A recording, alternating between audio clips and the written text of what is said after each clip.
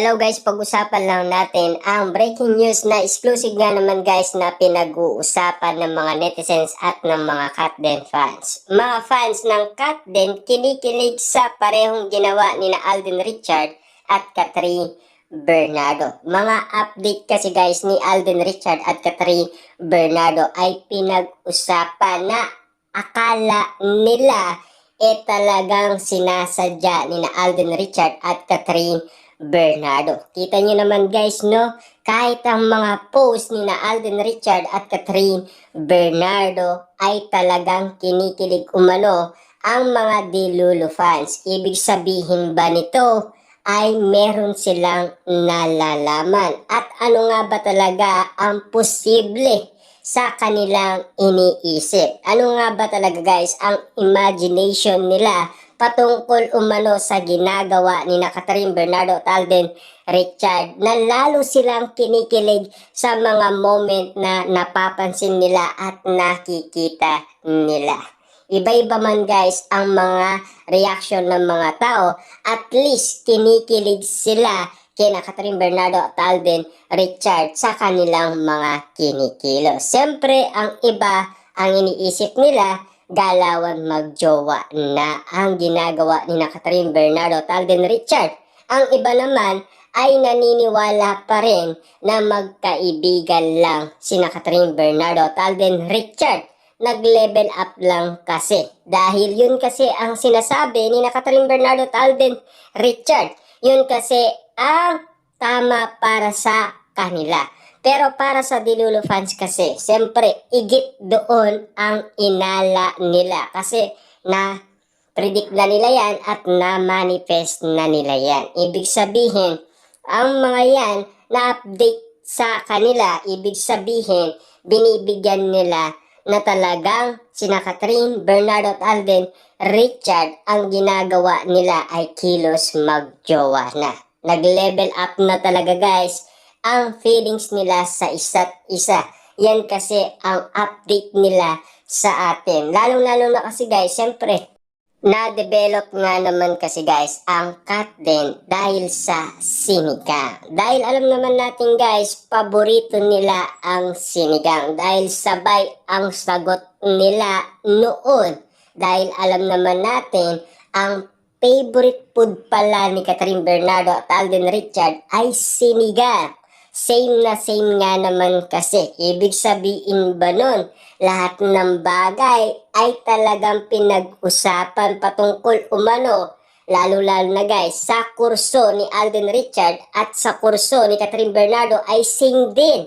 At lalo-lalo na kung matalino si Catherine Bernardo, matalino din si Alden Richard. Kita nyo naman guys, lahat ng bagay talagang napapag-usapan. Kita nyo naman, no?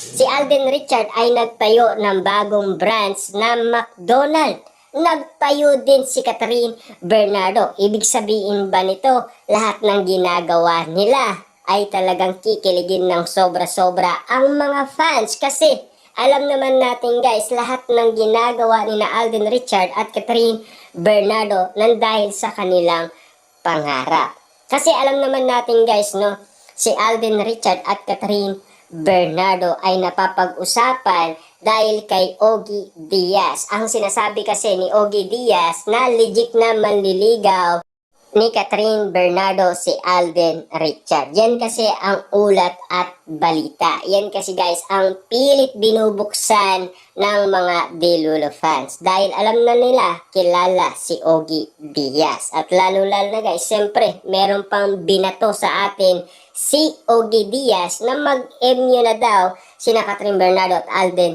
Richard. Siyempre, dumagdag na naman guys ang nalalaman ng mga Delulu fans. Dahil yan ang gustong-gusto nilang marinig kina Catherine Bernardo at Alden Richard. Kaso nga lang, wala pa rin konfirmasyon kay Catherine at Alden. Pero si Alden nagsalita na kung nasaan si Catherine Bernardo sa isip at sa puso. Ibig sabihin, sinasabi ni Alden Richard, same daw. Ibig sabihin, nasa isipan niya siya at nasa puso niya. Ibig sabihin pala nito, talagang iniisip niya si Catherine Bernardo at talagang nasa puso niya. Ibig sabihin nun, may laman na ba ang kanyang puso?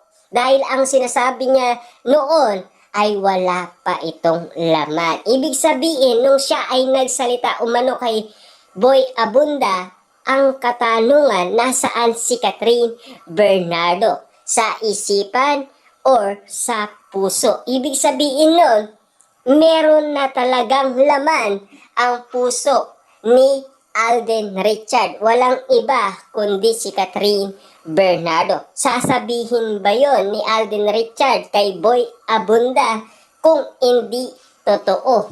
Kasi alam naman natin guys, nanggaling mismo yan kay Alden Richard. Lalo-lalo na guys, ang mga binitawang salita ni Catherine Bernardo noon. Lahat ng tawag niya, mahal, let's go, mahal, love, love. Ibig sabihin, yung 4 times na yon, hindi pwedeng magkamali lang si Catherine Bernardo. Kasi lahat yon ay nasabi niya kay Alden Richard. Lahat yon ay resibo at ebidensya ng mga Delulu fans. Ibig sabihin, lahat ng naririnig nila ay matinding ebidensya or matinding resibo na talagang sinasabi nila na magjowa na daw ang kanilang idolong sina Alden Richard at Catherine Bernardo. Patunay na nga ba ang ating mga naririnig na mga salitang binibitawan ng ating mga idolong si Catherine at Alden Richard dahil sa mga katanungan ng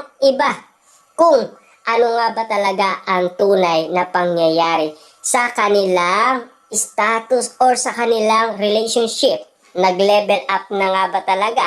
Yan na nga ba ang katotohanan na pilit binubuksan ng mga Delulu fans na gustong-gusto talaga nilang marinig kina Catherine Bernardo at Alden Richard? Siyempre, swak yan sa pandinig natin na talagang kikiligin ka ng sobra-sobra. Tatatak sa iyong isipan at sa iyong puso. Kita nyo naman guys, no? Tumatak talaga sa puso at isipan ni Alden Richard si Catherine Bernardo. Kaya naman guys, sinasabi ng balita, si Alden Richard, ang titig niya ay napakalagkit talaga na talagang umiibig na siya kay Catherine Bernardo. Diba?